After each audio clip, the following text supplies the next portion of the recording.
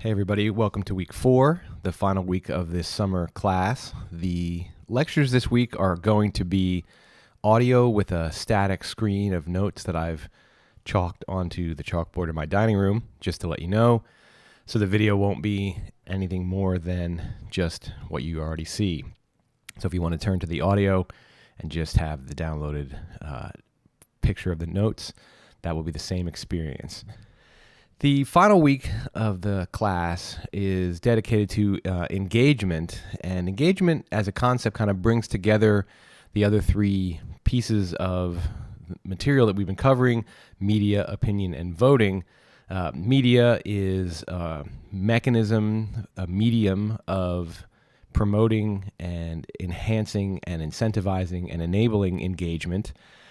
Public opinion is one avenue where there's a connection between the governed and the governing, and voting, of course, is a very important form of connection, of like the most common, the most central nexus, possibly too central in terms of the political culture that we have. I've mentioned that we have a ballot-centric political culture, that we tend to think of our role as citizens in terms of voting almost entirely, when in fact that's just one avenue. So all of these concepts we've explored, all of these domains of the political world that we've looked at so far in this class, have been connected to the idea of engagement, engaging citizens with the representatives, with office holders, with policymakers, connecting the governed with the government. Why this matters is that democracy is more than just majority rules. That's a common definition of democracy, which is a mechanism in democracy, not a definition of it. The rule of the majority is one of the things that a democratic system utilizes. A democracy is also not just a system of voting. Again, a system of voting is one of the things that a democracy utilizes. Democracy exists when the people rule themselves. That's what democracy means. Democracy means the rule of the people, and the phrase government of, by, and for the people is a good kind of common way of understanding what a democratic system is. When we have a democratic system where the people are ruling, there's a rich nexus between the governed and the government, so that really the two are seen as fully connected. Government of the people means the people are staff the government. They are the ones who participate in it. By the people means that it's done, through the mechanisms that the people participate in. And for the people means that it is serving the people who are part of the people, part of the nation. I'm struggling a little bit here I feel like I'm being a little choppy. So let me just kind of start again and just say that citizen engagement matters. That's the title of the lecture, Why Citizen Engagement Matters. Citizen engagement matters because engagement is when we have a nexus between the governed and the government, and that is when there is a healthy, functioning democratic system in place. That's when you have government of, by, and for the people. Now, as you can see on the notes here, I've put out what I consider to be 4 important conditions for the nexus between the government and the governed to exist. It must be rich.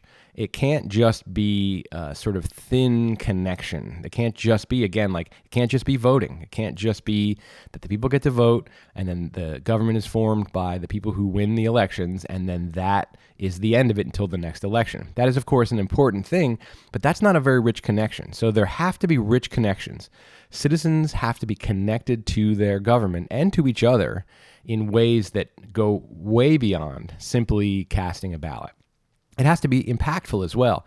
It has to matter what the people want and have their actions and their voice not just heard, but heeded. And that's an important thing. You can be listened to, but not heeded, and that's not going to be a very rich nexus. Politicians are actually often very good at either listening or seeming like they're listening to the people. But if they then don't take action on what they hear and what they see and what they experience, then there really isn't any kind of meaningful nexus. It also has to be available and incentivized. The availability of connections between the governed and the government is both a matter of sort of institutional practice and rules. There have to actually be, ways beyond the vote. There have to be, for example, the right to peaceably assemble to petition the government, the right to protest, the right to run for office, the right to contribute money to political campaigns. All of these mechanisms that connect the people with the government have to be available, and protected is part of available. They can't just be a piece of paper that says, here are the available political rights that you have, and that's it. They have to also be protected so that they are available. And beyond being available, they have to be for there to be a really vigorous, healthy democratic system. They can't just be on paper and then legally protected. They have to be incentivized. Otherwise, people aren't actually going to make use of those connections that exist. So there have to be a rich, impactful, available, and in a way compelling set of connections. And I think that what we can do is we can evaluate the health of a democratic society along these four dimensions by saying, okay, what do citizens get to do? What is incentivized for them, and what impact do those forms of engagement have on the government itself? And are these things being done at a high level? Now, I'm just going to look at the two things we've discussed so far in this class, voting and public opinion.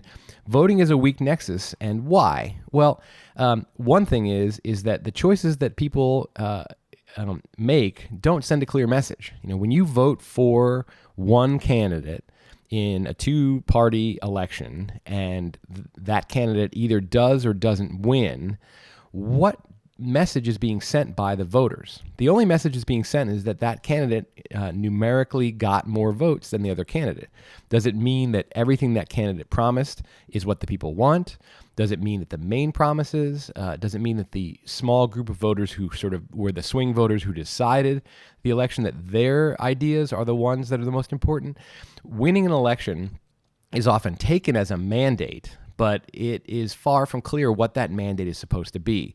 A mandate is claimed by a winning candidate for their policies, their promises, their character, their approach to governance, but it's far from clear that there's actually a mandate that's being expressed. And I think that that's because the will of the people cannot be easily transmitted through the ballot. Like, what does your vote for somebody say?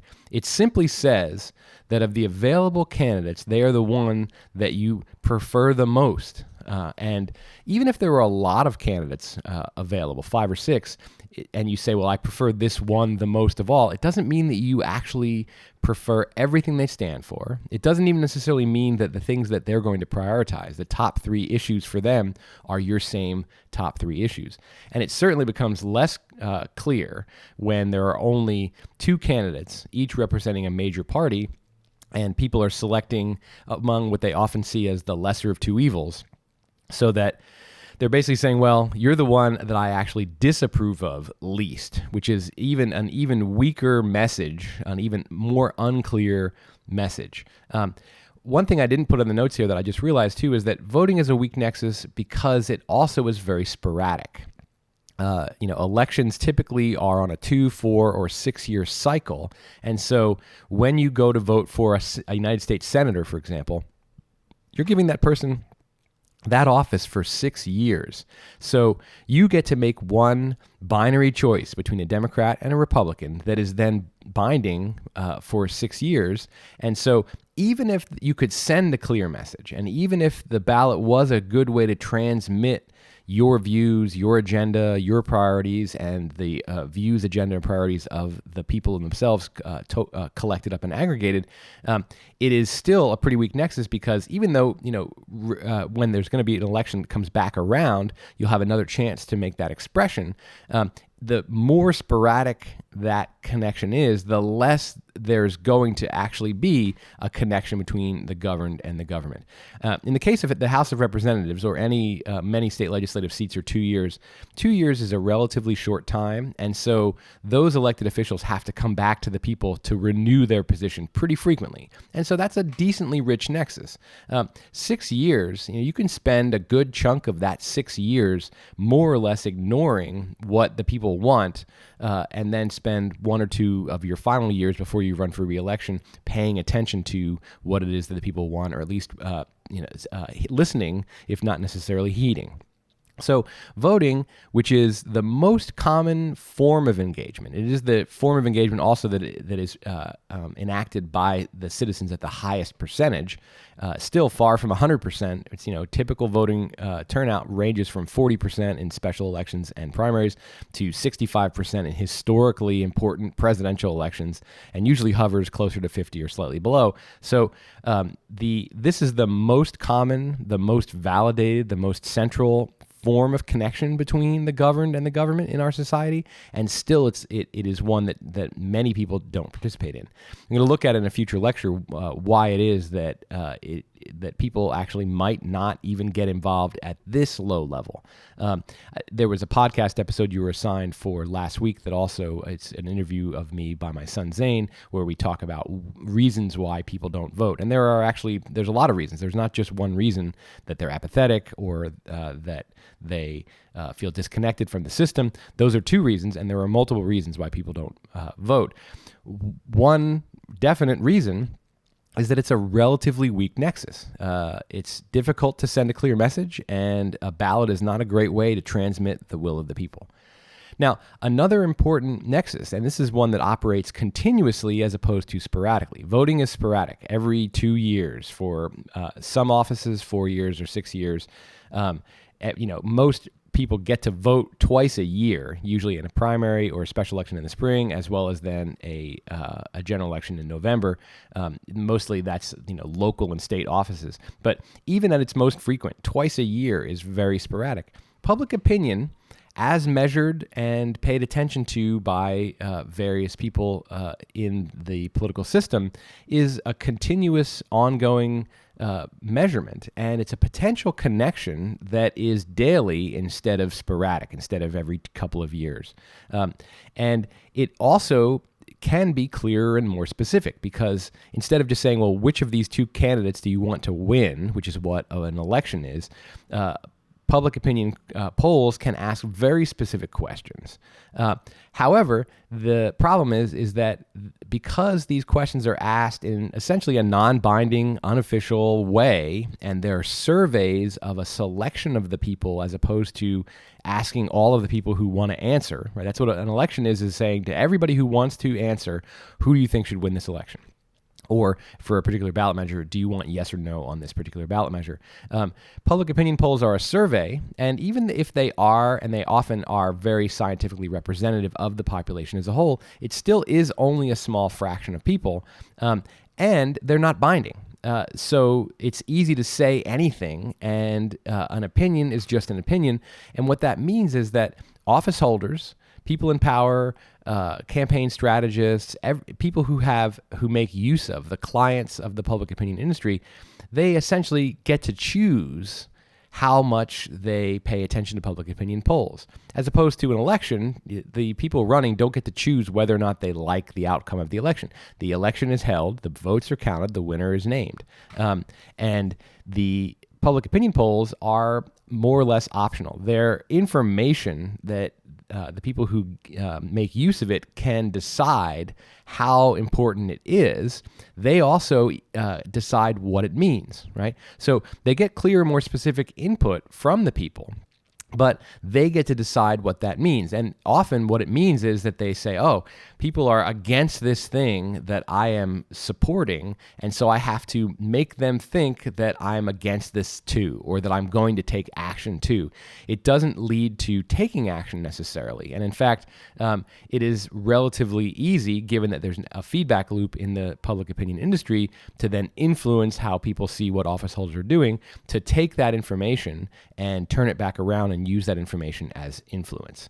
And that's the final thing that's on the notes here, is that public opinion is subject to influence and manipulation. One of the reasons why people find out what public opinion is on a given issue is not so that they can then heed that and take action on it, but so they can understand what the terrain is out there and then attempt to change the landscape of opinion or alter their behavior in a way that doesn't necessarily heed public opinion, but makes it seem like they're heeding it. And that's a form of influence and manipulation as well. If I know that you think it's important that there be reform of police departments, and yet I'm not really that interested in taking that on, either because I oppose the particular reforms that public opinion measurements tell me many people want, or because it's just going to be too difficult to do it, and it's going to require a lot of effort and a lot of cooperation, and it's going to harm me with certain people that are important to me. I know it's important to people, and so I will, one, attempt to make it seem like I'm doing something, and two, I will also then attempt to frame what's going on in a way that might get people to change their opinions, to then not necessarily think, oh, well, it's not important that we reform police departments, but that they think that action is being taken. That's a form of influence or manipulation that is relatively common. So if you're not going to actually do something, to be seen or perceived as trying to do something is a really close second in politics. And in fact, sometimes it's actually better than first place, because when you actually achieve a change, people then have to live with that, and the consequences might be problematic for them. So they could turn against you for giving them what they asked for in the first place. So public opinion is more specific, it's more continuous, it's very informative, but it's non-binding, and it produces the opportunity for a sort of counter flow where there's influence and manipulation. It provides the opportunity for office holders to engage in behavior that doesn't heed public opinion, but that seems like it does. Now, if these are the two main connections between the governed and the government, then if this is what constitutes our political society, we don't have a very vigorous or healthy democratic system.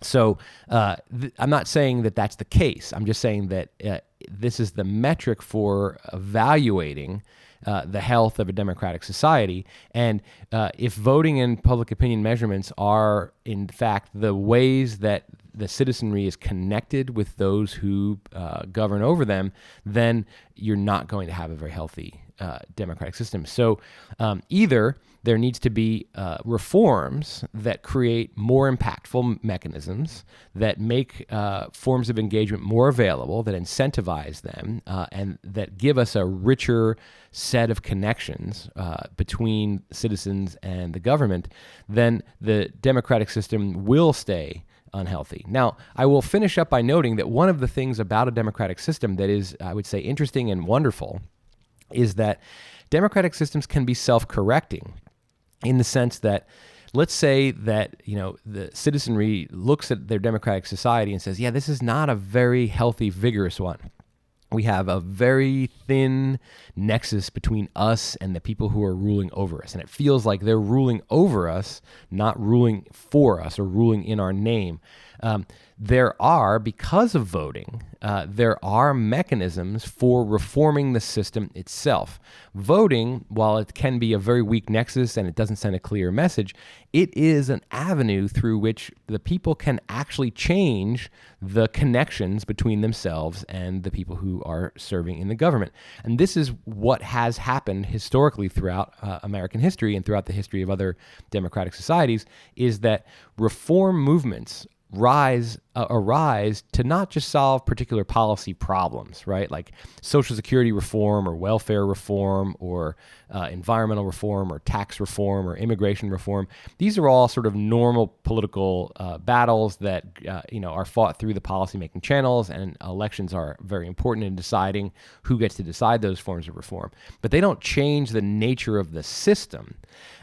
There are, through the very same channels that these more normal political questions like immigration policy, environmental policy, tax policy, policing policy are decided, democratic systems themselves can be enlarged, transformed, and enriched. And so if there are not a large number of avenues available to connect the people to the government, the voting system is a mechanism that allows the people to create more availability for themselves.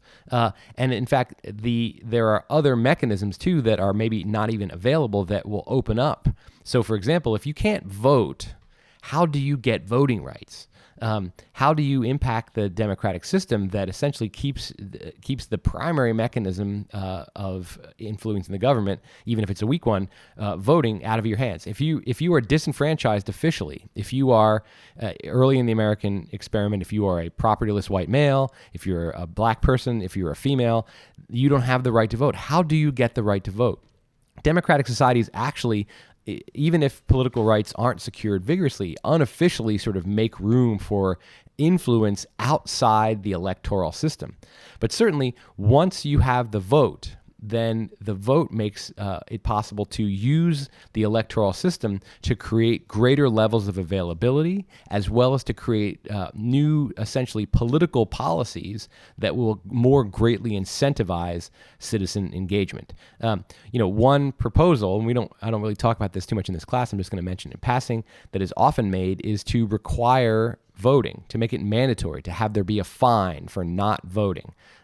Now, whether this would ever fly in the United States, whether it fundamentally goes against our liberty-loving political culture or not, the point is that would be a political reform that would create an incentive to increase the amount of voting that there is. And even though voting is a weak nexus, the more people who do it, the less weak it becomes. When voter turnout goes from 50% to 95%, it's actually less weak of a nexus. It still has the same problems, that it can't send a clear message. It's very difficult to transmit specific ideas through the ballot. It's sporadic, but it will be more impactful on policymakers if more people vote. They'll have to pay attention to more voices, and they'll have to do more. They'll have to expend more of their energy trying to win those votes. So the voting system, if you have the right to vote and you think that voting needs to be incentivized more, you have the ability to push for mandatory voting. Other reforms that incentivize voting or get rid of obstacles or disincentives is early voting, extended day voting, mail-in voting, electronic voting. These are all policy or political reforms that increase the availability of the ballot and that incentivize voting even more. Now, these examples all surround voting, which I hope I haven't seemed like I'm too disparaging of voting. I'm calling it a weak nexus, and I'm showing why it's problematic as a full connection, but it's still extraordinarily important. And so there are ways that are already available to incentivize more voting, and that holds true for all forms of engagement. If mechanisms are unavailable through the voting system, the citizenry can make them available. And if the mechanisms are already available, but they're not very well incentivized or they're not very highly protected, citizens can use the ballot to increase availability, protections, and incentives. And this is why a democratic system is self-healing, essentially, is that it might be unhealthy at a certain point. It might not be very vigorous. There might be a great distance between the people and the government. There might be this sense of being governed over instead of governed for. And yet, because of the very basic mechanism of voting, there is the possibility for increasing opportunities and incentives for engagement. Now, the ways to do this and the reasons why it's important and the obstacles to getting people engaged are some of the topics that I'm going to cover in future lectures in this week. So I'll just end here and move on to that next.